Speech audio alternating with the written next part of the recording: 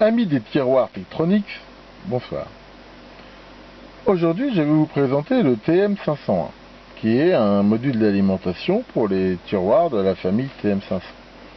Pour info, il existe des TM501, des TM502, 503, 515 et 506. Donc en gros, on peut mettre de 1 à 6 modules.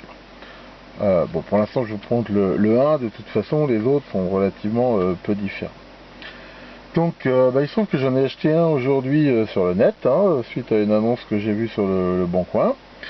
Et je vais donc le tester. Je vais utiliser mon super module de test de tiroir que j'ai fabriqué il y a déjà quelques années. J'ai mis le détail sur mon site. Et en même temps, avant de faire la vidéo, je l'ai déjà essayé. Je me suis aperçu que le voltmètre ne marchait plus. Donc ça, c'est vrai que ça fait longtemps que je ne l'avais pas essayé, donc il va falloir que je le répare, mais enfin c'est pas gênant pour le tester. Donc ici j'ai mis le tiroir à l'intérieur et je mets en route. De toute façon je vois ici, grâce à ces LED, que toutes les tensions marchent bien. Les deux LED ici qui clignotent me montrent que les deux transistors intégrés, on va en reparler, dans le module fonctionnent bien aussi. Mais c'est vrai qu'ici normalement le voltmètre permet de mesurer grâce à ce bouton ici les tensions, et là on voit qu'il ne fonctionne pas. Donc, alors est-ce qu'il est mort? Est-ce qu'il y a un autre problème? Je sais pas. Il faudra éventuellement que j'investisse. Donc ça, c'est encore un truc sur la longue liste des choses qu'il faut que je fasse. Alors maintenant, on va regarder un petit peu comment c'est fait un tiroir à l'intérieur. Ce TM500, donc 501, je veux dire, il est composé ici d'un capot. Alors, il se démonte très facilement. On voit ici avec deux vis. Donc là, je les ai déjà enlevés pour vous montrer. Ici, on retrouve ici cette tige qui permet de faire marcher ici l'interrupteur, permet de le mettre en route ou de l'arrêter. Donc ça, c'est quelque chose bien sûr d'important. Et surtout, ce qui est bien, c'est que là, il est accessible en face avant.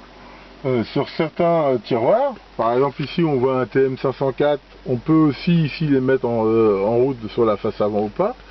Mais après, avec le temps, sur certains, en fait, ils ont enlevé cette possibilité et on peut les mettre en route que par un interrupteur qui est sur la face arrière, ce qui n'est pas pratique du tout. Donc ça, c'est pareil, vous verrez sur mon site, j'ai fait une petite bidouille pour pouvoir le faire. Alors, tous les tiroirs ont ici un connecteur spécifique, et ce connecteur, en fait, va distribuer un certain nombre d'alimentations. Donc là, il y en a pas mal. Sur tous les tiroirs, il y a deux alimentations de 2 fois 25 volts alternatives flottantes, c'est-à-dire qui ne sont pas communes avec la masse, avec rien.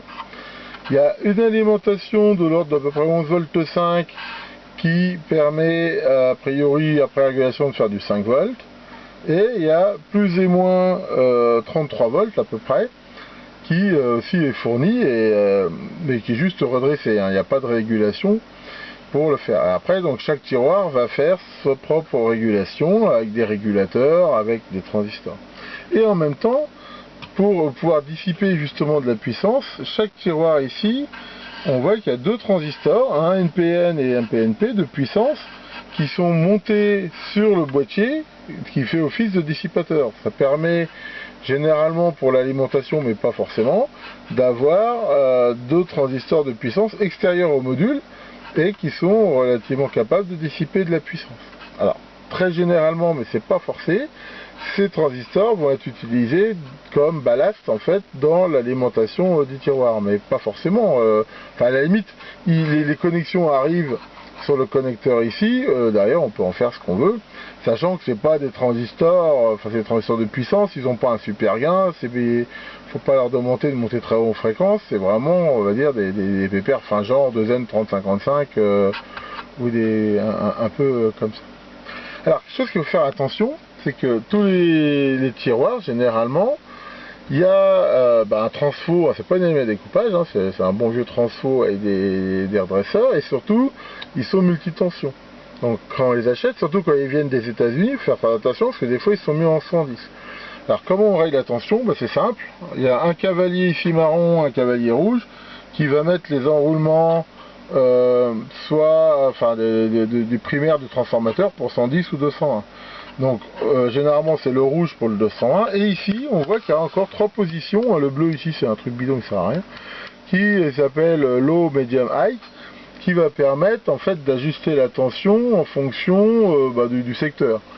Donc généralement maintenant, surtout qu'on est plutôt en 240 volts, généralement il faut les mettre sur high. De toute façon, ils ont toujours tendance à donner un peu trop de tension, ce qui fait que ça les fait chauffer, hein. Donc voilà. Maintenant je dirais généralement il faut toujours le mettre sur la position la plus haute.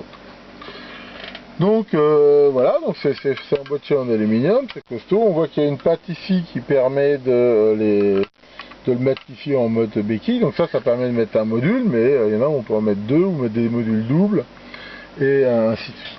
Alors c'est relativement increvable, hein, ces trucs là.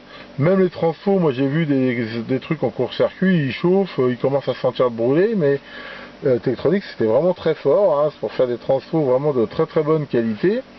Et heureusement, parce qu'il faut savoir que c'est quand même des transfos très spéciaux et qu'on voit beaucoup d'enroulements secondaires et tout. Si ils crament, c'est pas facile de les rebobiner ou d'en trouver, enfin on ne trouvera pas dans le commerce un transfo comme ça. Donc c'est très solide, mais par contre, il faut quand même faire attention. Alors bien sûr, c'est quand même des trucs qui ont de l'âge, hein. Ils ont arrêté de fabriquer ça dans les années 90 pour les plus récents. Les autres, ils ont commencé dans les années 75, enfin par là. Donc les condensateurs chimiques, surtout si les trucs n'ont pas servi, souvent ils sont pas très bons. Donc on peut être amené à les changer. Alors des fois ils se mettent en court-circuit, des fois ils sont coupés.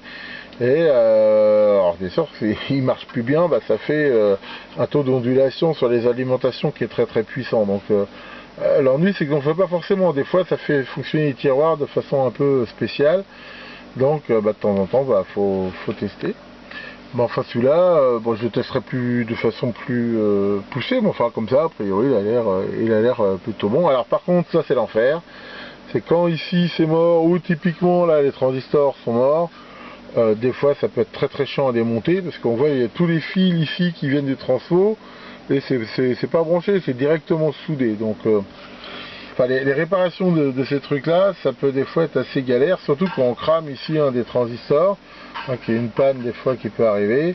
Encore sur le 500, c'est pas la mort de les changer, mais sur d'autres ça peut être assez emmerdant. Enfin voilà, hein, sinon bah, c'est la qualité Tektronix, c'est plutôt sympa. Donc bah, les modules se mettent ici. On trouve facilement la doc, hein, de ces tiroirs là, on trouve facilement les schémas, on trouve facilement le brochage exact de ces connecteurs.